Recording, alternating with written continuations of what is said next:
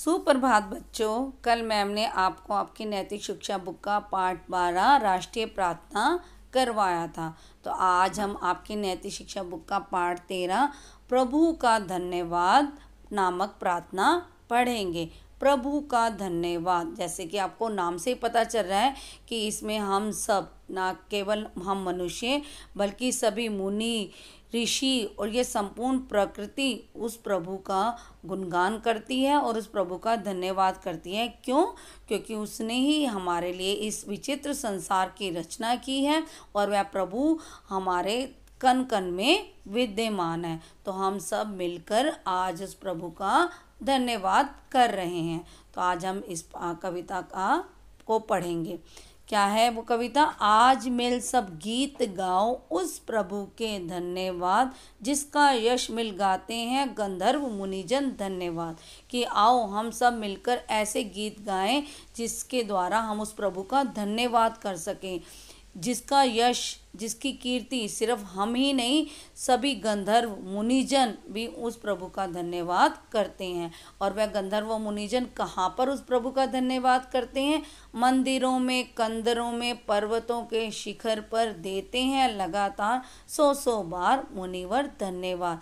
कि वह जो मुनिवर हैं वह ना केवल मंदिरों में बल्कि कंदरों में, कंदरों का अर्थ होता है गुफाओं में, और पर्वतों की चोटियों पर जाकर 100 बार वह मुनिजन उस प्रभु का धन्यवाद करते हैं। जंगल में मंगल पक्षीगण हर शाख पर पाते हैं आनंद मिल गाते हैं स्वर भर धन्यवाद। कि ये पक्षीगण जो है जंगल में रहते हैं, वह जंगल में मंगल का अर्थ है कि वे जंगल में रहते हुए भी आनंद युक्त रहते हैं, और वह हर शाख पर, पेड़ की हर पत्ते पर, हर शाख पर, हर डाली पर आनंद से मिलकर उस प्रभु का धन्यवाद करते हैं और गाते हैं। कूप में, तालाब में, सागर की गहरी धार में, प्रेम रस में तृप्त होकर करते हैं जलचर धन्यवाद। और यहाँ तक कि जल में रहने वाले जो जानवर हैं, प्राणी हैं, वह भी उस प्रेम रस में तृप्त होकर, लीन होकर उस प्रभु का धन्यवाद करते हैं। कहाँ पर? कूप में, कुओं में, तालाब में और सागर की गहरी धार में रहने वाले जो जलचर हैं वो भी उस प्रभु का धन्यवाद करते हैं। शादियों में, कीर्तनों में, यज्ञ और उत्सव के बाद मीठे स्वर में चाहिए करे नर नारी सब धन्यवाद। हमें ना केवल प्रभु का धन्यवाद कब करना चाहिए? शादियों में, कीर्तनों में और यज्ञ उत्सव के बाद भी हमें मीठे स्वर में गाते हुए उस प्रभु का हम सब नर नारी को धन्यवाद करना चाहिए।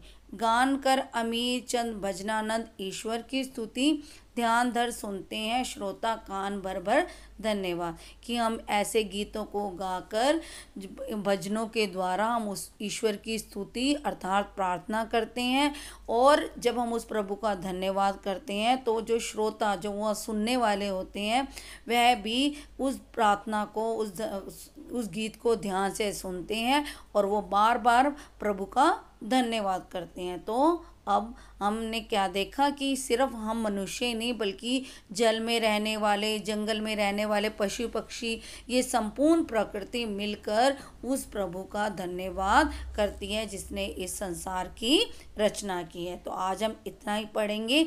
आप सभी इसको ध्यान से पढ़ना और कल हम इसके आगे का अभ्यास करेंगे। धन्यवाद।